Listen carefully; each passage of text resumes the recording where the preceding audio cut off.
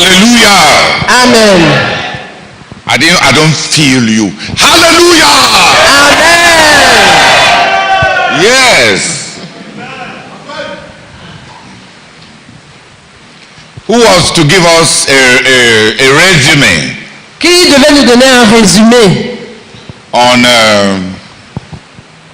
on crucifixion? sur la crucifixion?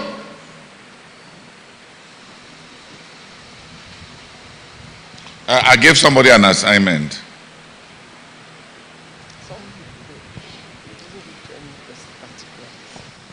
Who did a research on death by crucifixion? Qui a fait une recherche sur, qui a fait la recherche sur la mort par crucifixion? Come and stand outside here. Venez ici devant. If somebody already says what you wanted to say, just accompany the person to go and sit down. Si quelqu'un a parmi ceux qui vont présenter, si quelqu'un dit ce que tu voulais dire, pendant qu'il va s'asseoir, va juste t'asseoir avec lui.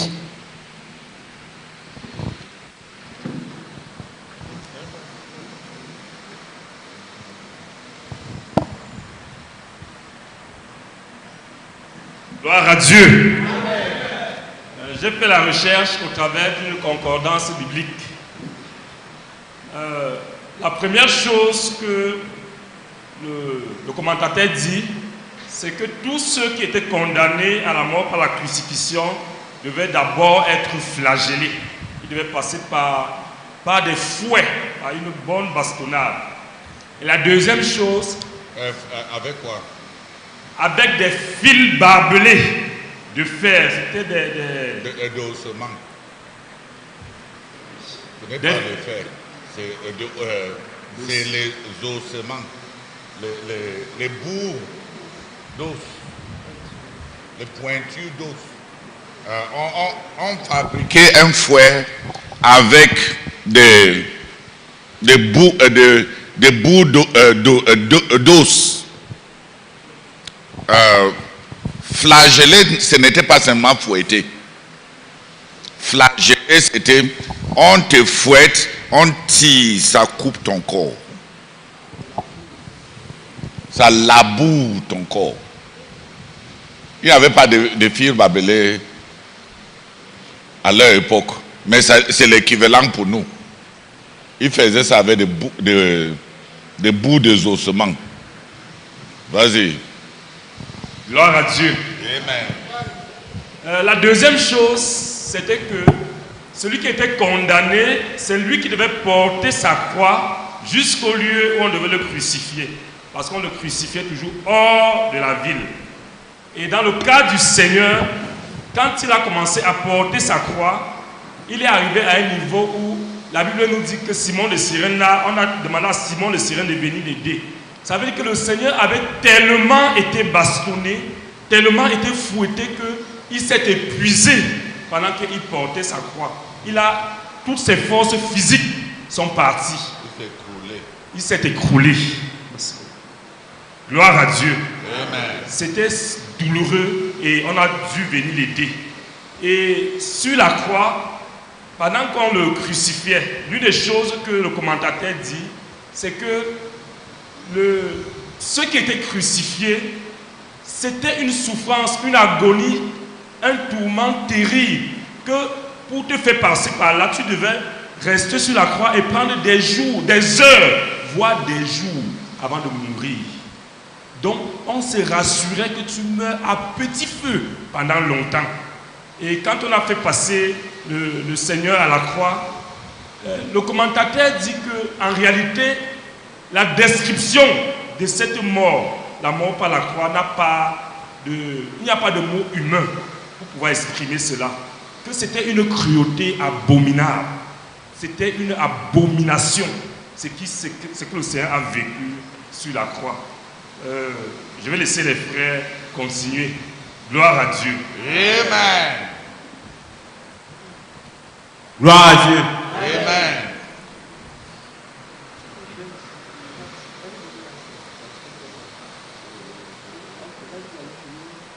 Non, il veut aller s'asseoir.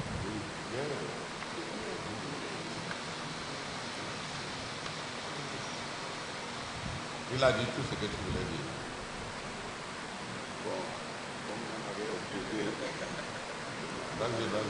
Gloire à Dieu. Bon, je vais juste apporter ma petite contribution. Quand je faisais la recherche, j'ai appris que ceux qui sont morts sur la croix meurent par épuisement ou par asphyxiation. C'est-à-dire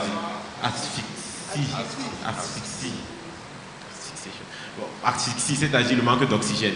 Donc ce n'est pas trop les fouets ou bien les trucs là qui te tuent, c'est juste l'épuisement ou bien donc tu meurs franchement à petit feu et tu as franchement mal. Donc comme le frère a si bien expliqué, pendant la flagellation, le corps sort. La Bible nous fait savoir que Jésus était méconnaissable, donc il était même plus comme un humain. Si tu le regardais, tu ne pourrais pas le reconnaître en tant qu'être humain. Ce qui m'a le plus marqué, c'est vraiment le système de la croix en fait. Le système de la croix ne te permet pas de pouvoir respirer en étant sur la croix. C'est-à-dire, si tu dois respirer, tu dois te mettre sur la pointe de tes pieds, te soulever. Et là, en essayant de te soulever, il y a les muscles qui font mal. Et il y a aussi les pieds, la douleur de la pointe des pieds, juste pour inspirer de l'air. Et quand tu inspires, tu ne peux pas rester là, tu dois aussi redescendre. Quand tu redescends maintenant, le poids de ton corps est maintenant sur tes mains. Donc c'est soit tu choisis de respirer ou bien de rester avec le poids du corps sur les mains. Donc c'est vraiment une douleur vraiment à ne pas vouloir même à son pire ennemi. Donc merci beaucoup. Gloire à Dieu. Amen. Pour ajouter à ce que notre frère vient de dire, je viens récemment de voir, en réalité quand Jésus était sur la croix, Mais parle fort.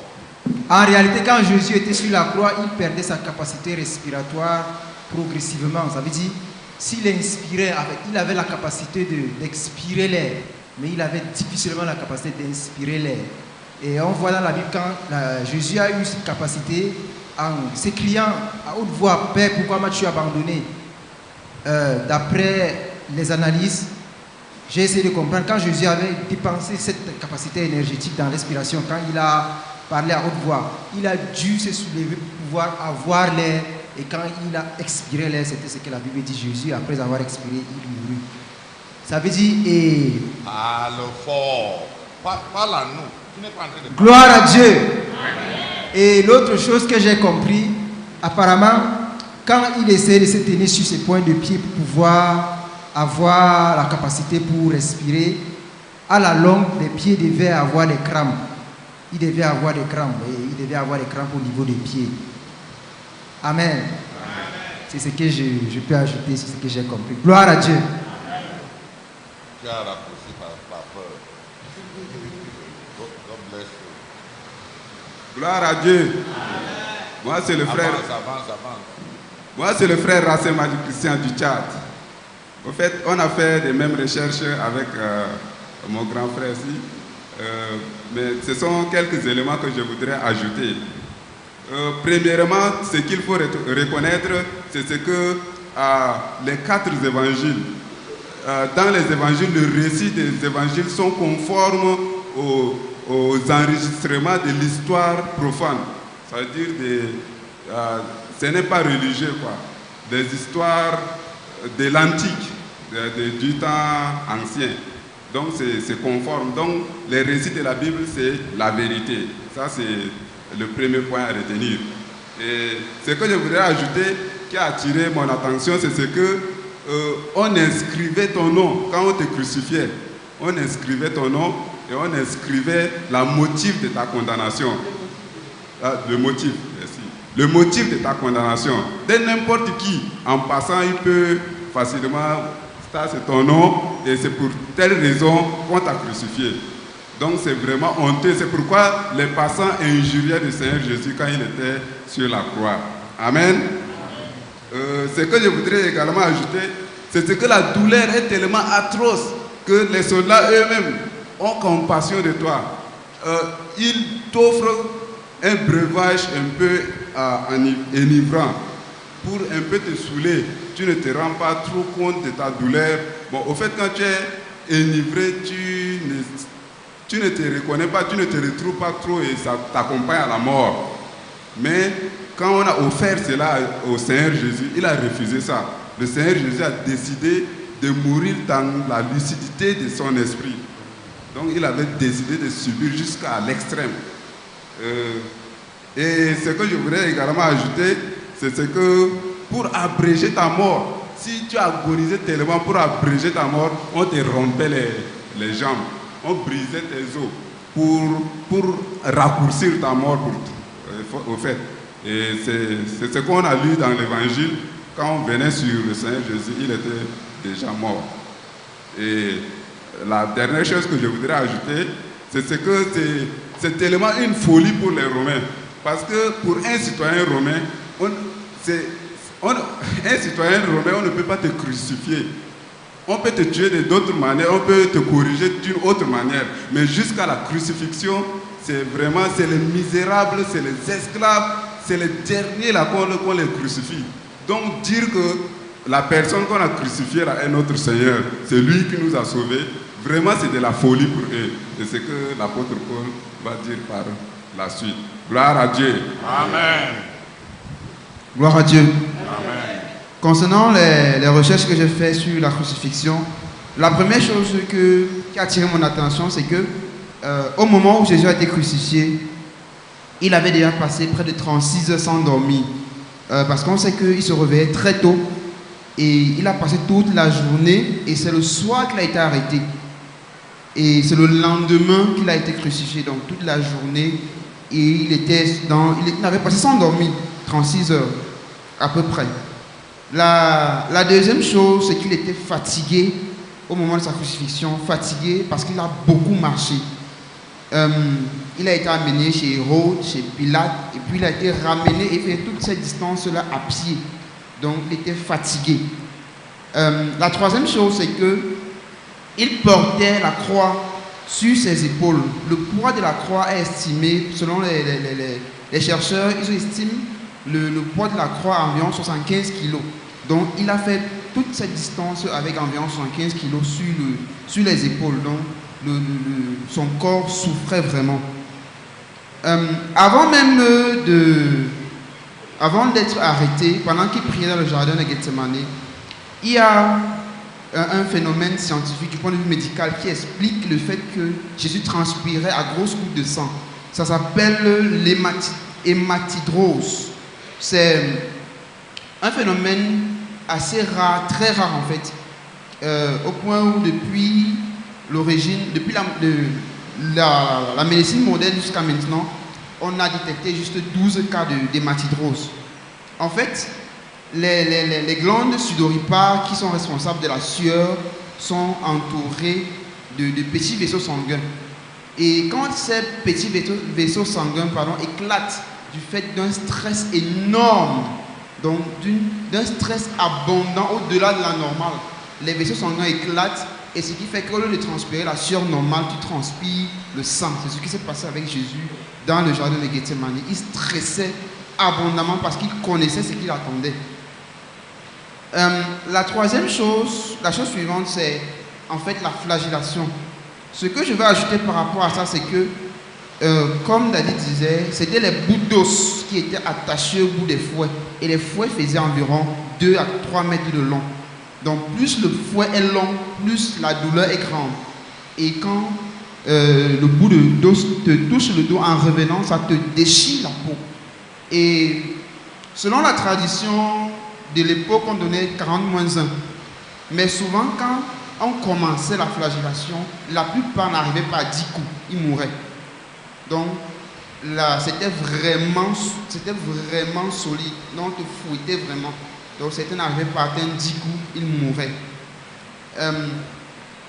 Concernant la crucifixion elle-même, comme les frères ont dit, les clous étaient plantés au niveau des tendons d'Achille pour certaines crucifixions. On te met le clou au niveau du tendon d'Achille et quand tu veux te soulever pour pouvoir respirer, c'est tout le tendon d'Achille qui fait mal et c'est une douleur inimaginable, c'est très atroce. Et même quand tu te laisses aller, quand tu baisses le corps, c'est plutôt au niveau du radius ici. Les os qui sont au niveau du poignet, c'est sur les os là que tout le poids du corps vient se reposer. Parce que sur certains cas, on mettait les clous et sur la paume de la main et sur le poignet. Donc ça veut dire que quand tu laisses, la douleur est non seulement sur la paume de la main et sur le poignet.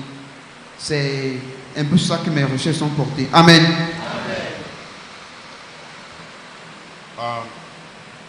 Okay.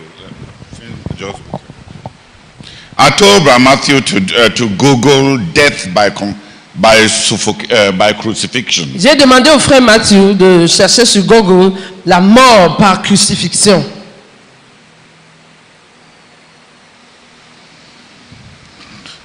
Just a few extracts. Juste quelques extraits. There is I wish when you would leave take the medical this thing, the detail.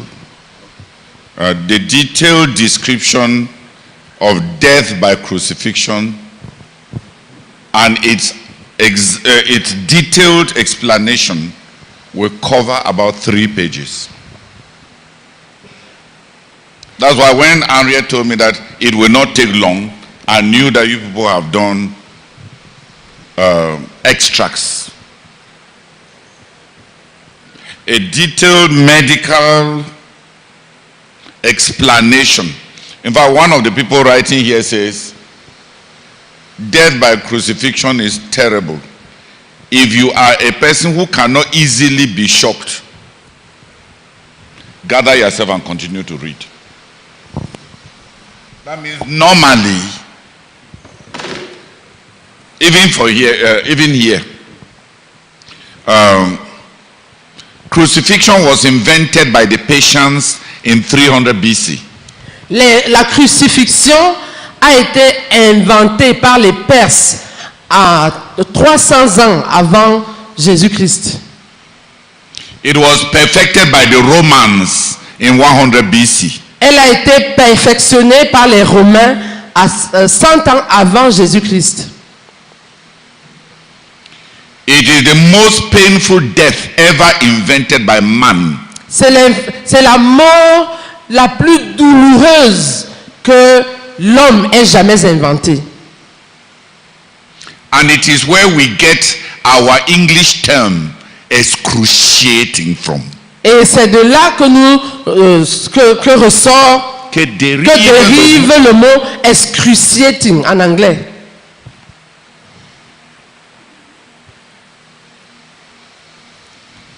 Death usually occurs 6 hours to 4 days after crucifixion. La mort se produisait généralement. La mort survient généralement entre 6 heures et 4 jours après la crucifixion.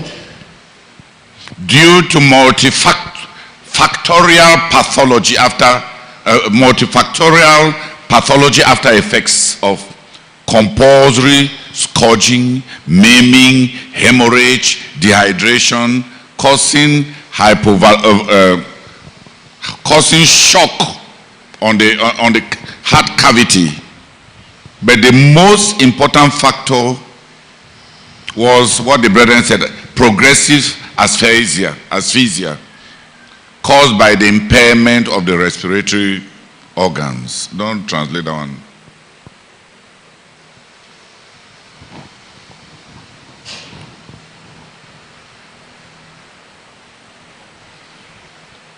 Why was crucifixion so painful? Pourquoi la crucifixion était-elle si douloureuse? The huge nail that was used. Le gros clou dont on se servait was about 7 to 9 inches. Avait une longueur d'environ 18 cm. It damages or severs the major nerve in the hand. Il endommageait le nerf majeur dans la main, dans la paume de main, called the median nerve, appelé le nerf médian.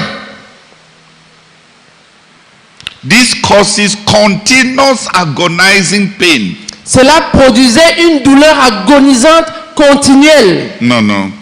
It is not just because it was anything that touches the median vein the median nerve will cause it is not pain you get used to.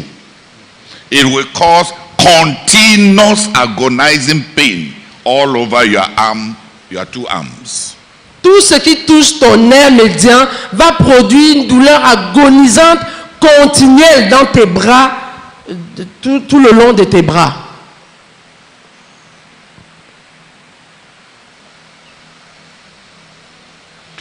I told by Matthew, for the sake of this course, J'ai dit au frère Mathieu que pour ce cours-ci,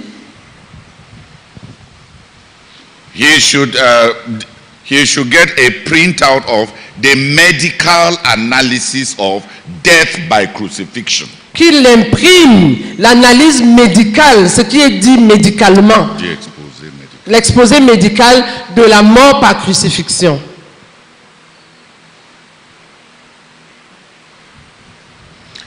We are not yet discussing the death of Christ. Nous ne sommes pas encore en train de parler de la mort de Christ. I just wanted the brethren to understand Je voulais juste que les frères comprennent what was involved in the Roman cross. ce qui était impliqué dans la croix romaine, ce que contenait, ce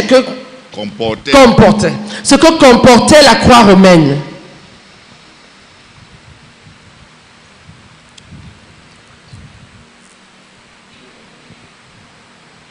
The Roman cross La croix romaine was a mechanism of torture. était un mécanisme de torture. And like the commentators, even the dictionaries, right? Et comme l'écrit même le dictionnaire qu'on a consulté, It is probably the worst kind of torture ever invented by man. c'est le genre de torture, c'est le pire genre de torture que l'homme ait jamais inventé.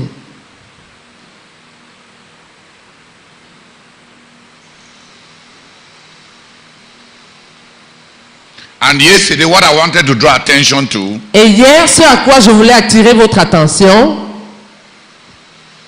was the kind of things that God uses. c'était le genre de choses dont Dieu se sert In the accomplishment of his purposes. dans l'accomplissement de ses desseins. If you miss that point, Si vous ratez, si vous manquez de comprendre cet élément,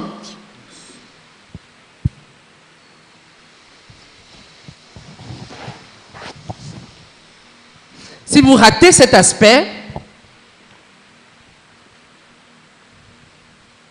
I have no interest in going into the gory details of human cruelty. je n'ai aucun intérêt à entrer dans tous les détails horribles de la cruauté humaine. But I want to force your mind. Mais je veux contraindre votre pensée, Je vais vous obliger mais je veux vous obliger to confront the kind of things that God uses à confronter le genre de choses dont Dieu se sert to accomplish his purposes. pour accomplir ses desseins. We are missing it. Nous sommes en train de passer à côté de cela.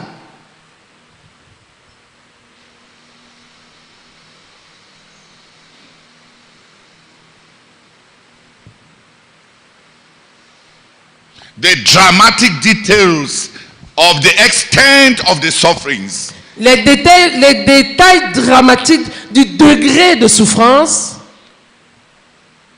is only one point. ce n'est qu'un des aspects. Yeah. The thing that arrests my attention La chose qui me saisit l'attention,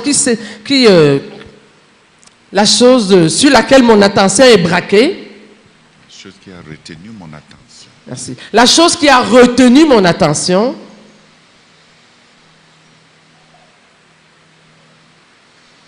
It's just facing the kind of thing that God can use c'est juste confronter le genre de choses dont Dieu peut se servir to accomplish his purpose, his redemptive purposes. pour accomplir ses desseins rédempteurs.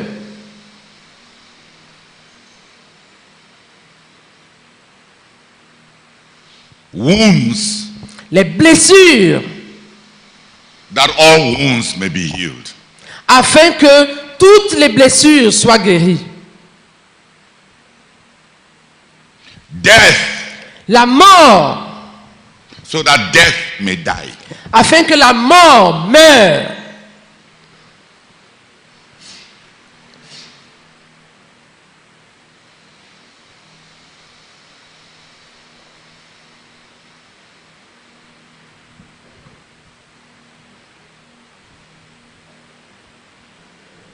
Shame, La honte, that he may bring forth sons of glory.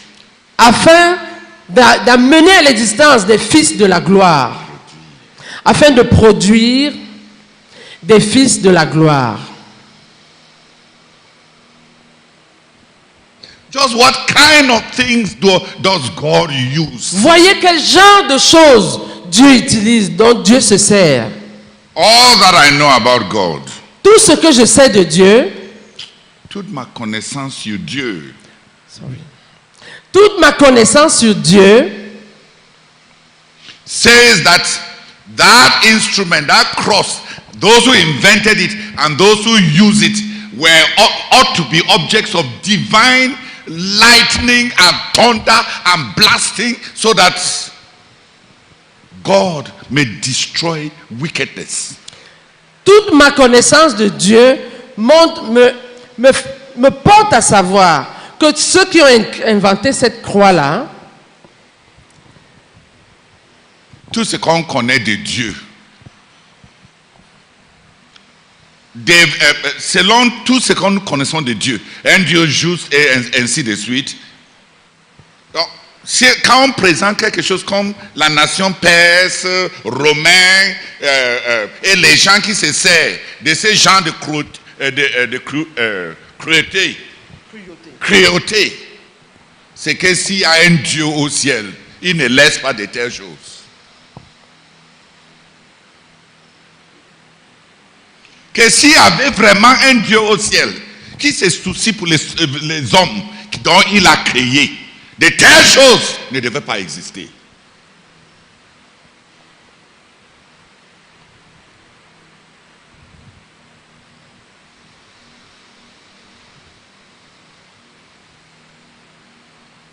Mais la contradiction de la croix, parce que ça va à l'encontre de tout ce que l'homme connaît, c'est que c'est justement ce qui est abominable, que Dieu s'est servi pour détruire l'abomination.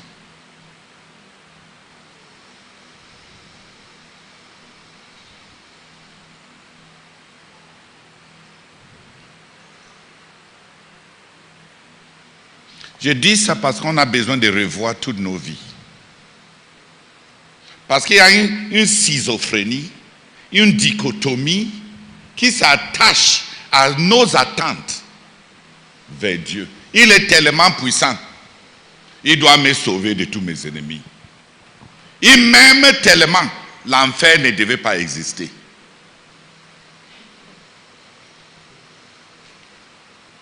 Il est partout. Je ne devais jamais avoir de besoin. Voilà ce que la chair, la pensée logique conçoive de Dieu.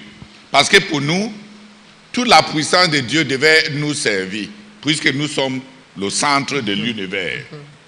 Tout l'amour de Dieu devait être pour nous, pour que nous en profitons. Puisque la plupart d'entre nous, on pense que nos parents nous aiment parce qu'ils nous donnent des dons. Nous avons une certaine conception naturelle, une certaine philosophie naturelle. Peut-être vous ne lisez pas beaucoup. Il y a beaucoup de gens qui trouvent difficile. La plus grande preuve que les athées ont et qui postulent dans leurs arguments, c'est que s'il y avait un Dieu, et il est tel qu'on le décrit, le monde n'allait pas être comme il est. Mais le chrétien dit qu'il y a effectivement Dieu et il est tel qu'on le décrit et il s'est servi de l'abomination pour détruire l'abomination. Voilà ce qu'on appelle le message de la croix.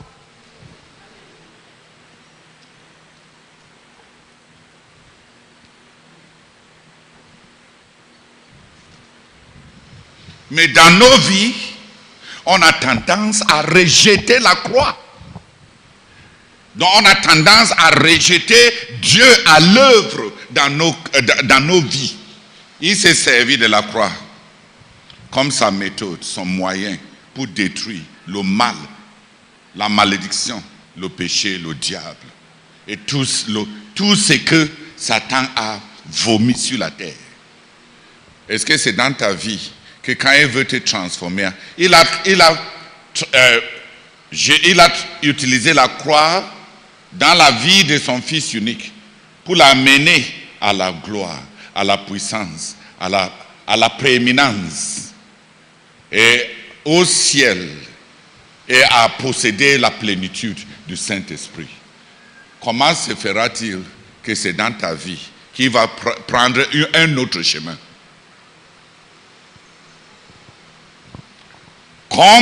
Tout comme il a fait avec son fils bien-aimé, ainsi il va faire avec tous ses fils adoptifs. Et si on fait la paix avec ça, on fait du progrès rapide. Parce que la croix, c'est un instrument de transformation. Donc, je ne veux pas que vous sautiez, parce que dans bientôt on va arriver à parler de la croix de Jésus. Mais la croix romaine, pour moi, le choc, c'est pourquoi ça? Pourquoi la croix? Pourquoi choisir un tel moyen? Et là, je dors bien avec les prétentions. Tu sais que, quand tu sais que j'ai déjà de gros yeux comme j'ai comme ça,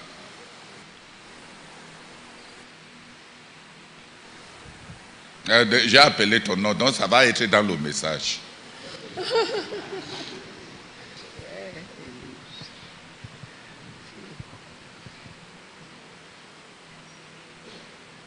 Qui a compris ce qui a retenu mon attention? Ce n'est pas, pour le moment, ce n'est pas les détails. Mais les détails sont monstrueux, atroces. Mais ce n'est pas les détails. Ce n'est pas ce par quoi Jésus est passé pour nous. Ça, c'est notre prochain message. Mais quand Dieu veut travailler, de quoi se sert-il? C'est pour ça qu'on a lu le passage qu'on a lu hier. Quand Pierre dit que la croix n'était pas un accident, Jésus n'était pas une victime.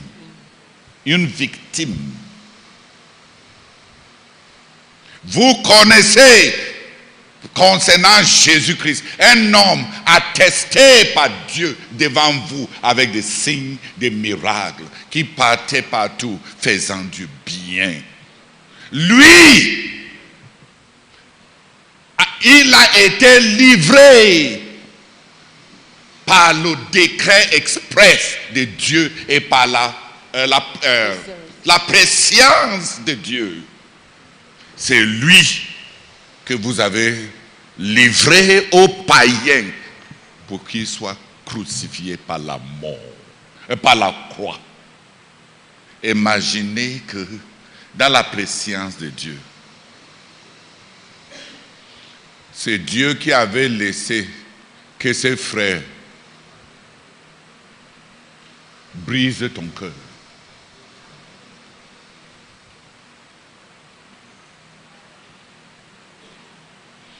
Oui, c'est Dieu.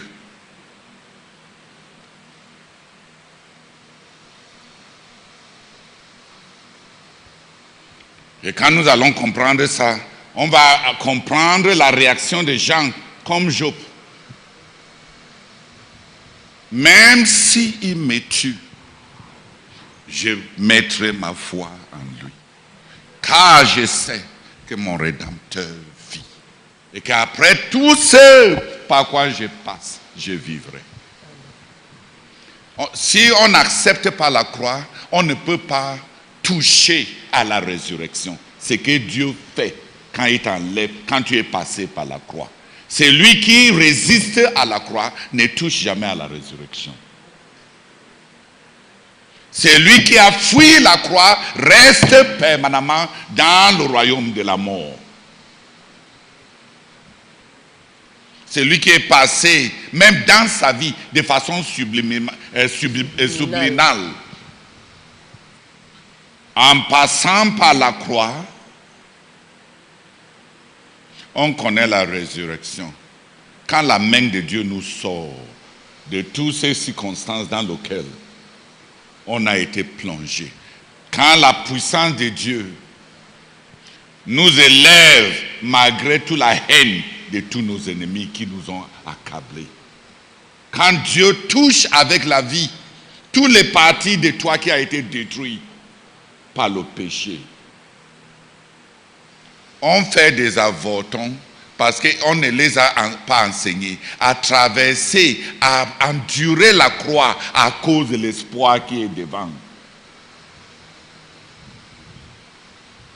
Et c'est à cause de l'espoir qui était devant lui que Jésus lui-même a enduré la croix et enduré la haine et la contradiction des pécheurs.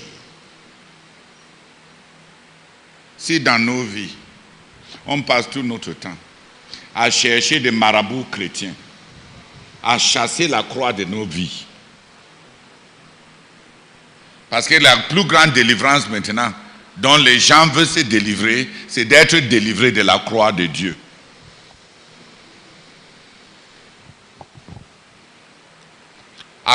Pourquoi?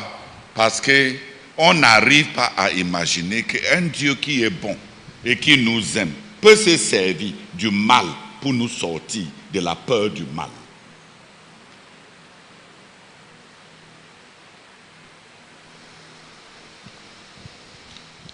Que le Dieu juste peut se servir de l'injustice pour nous mettre à l'abri de l'injustice.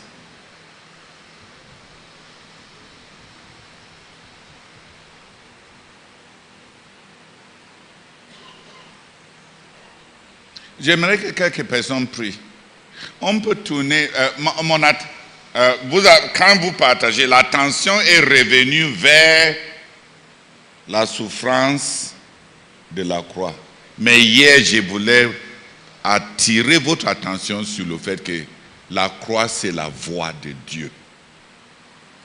La croix, c'est la méthode de Dieu. La croix, c'est la volonté de Dieu. Et les éléments de la croix là, la douleur, la honte, l'opprobre, le scandale, la trahison.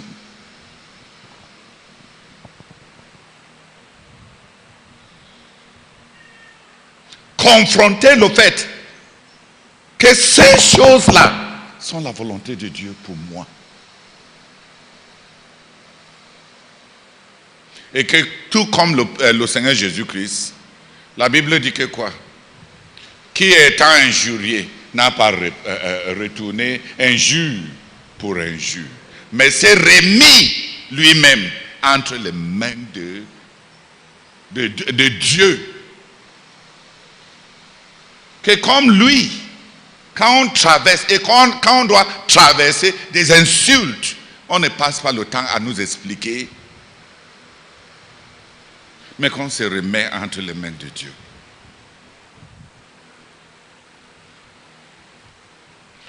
Les Romains avaient une pratique. J'allais enseigner ça sur le prochain, quand on va parler de la croix de Jésus. Les Romains avaient une pratique que la sœur Henriette a transformée en chanson.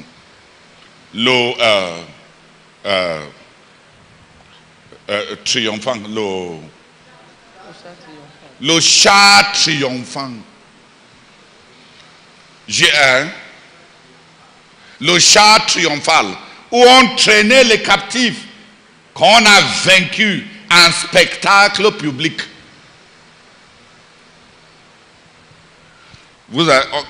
La croix de Jésus était le chat triomphal du diable. Jésus s'est ramené au niveau d'être fait une exhibition devant le spectacle des démons et des principautés, comme étant le char triomphal du diable. Et que Dieu laisse Jésus en arriver là.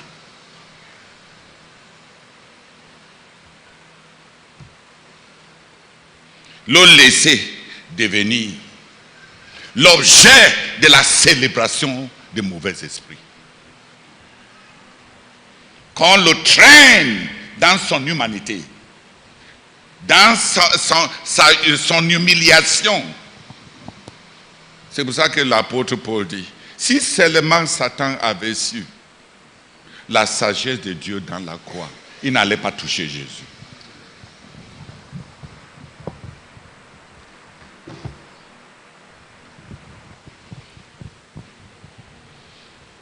Parce que par la mort, ces morts infâmes, il a anéanti la mort et l'emprise de la mort. Et par son humiliation et sa descente jusqu'à la croix, jusqu'à la mort, même une mort sur la croix, il a été élevé par-dessus tout. C'est lui désormais qui conduit tous ses ennemis en char triomphal.